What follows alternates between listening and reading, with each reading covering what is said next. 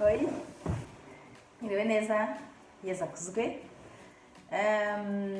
Nongeye kubaha ikaze kuri Ukubyumva TV, nkanjye uyibagezaho nkaba banyita Dada. Nongeye kubasuhuza kandi mbashimira uburyo murimo mushyigikira. Imana ikomeze bahimigisha itagabanyije.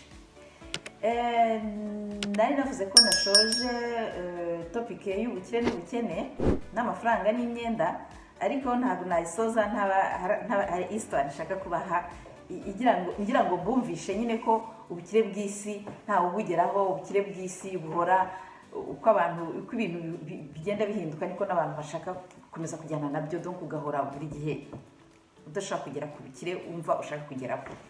Iyo histoire reka bimeze itya. Habayeho umugabo w'umufundi. Abafundi murabazi, ni abantu bakora akazi k'ubwubatsi, ariko nyine bamwe bashaka ibiraka hirya no hino. Yafashe umwiko we ajya gushaka akazi, ajya gushaka ahantu ari butere ikiraka. Asize umugore n'abana mu rugo, nta biryo bafite, ntacyo. Aravuga ati reka njye gushakisha abana banjye babashe kurya. Abaragiye, ageze mu nzira aremera Imana, ahura n'Imana, donc ahura n'umuntu, ariko uwo muntu ari Imana. Aramubwira ati ese wa mugabo we uraho? Ndaturaho.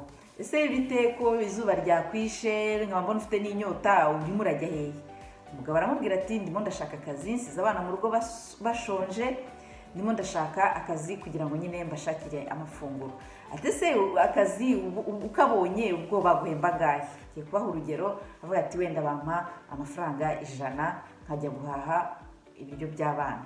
Ati se wa mugabo we ko mbona unaniwe, wayaguhaye amafaranga wataha ukaruhuka ukagaburira abana ugatuza? Ndati cyane nabikora. Okay, wa mugabo ari we Imana abamuhaye amafaranga 100, amubwira ati ngaho genda ujye guhahira urugo nawe uruhuke, dore urananiwe.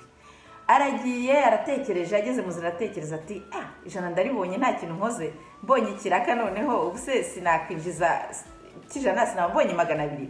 Aca iruhande ajya gushaka, akomeza kujya gushaka akazi. Aragiye nanone arongera ahuye n'undi muntu nawe Imana, ariko utari wa wundi.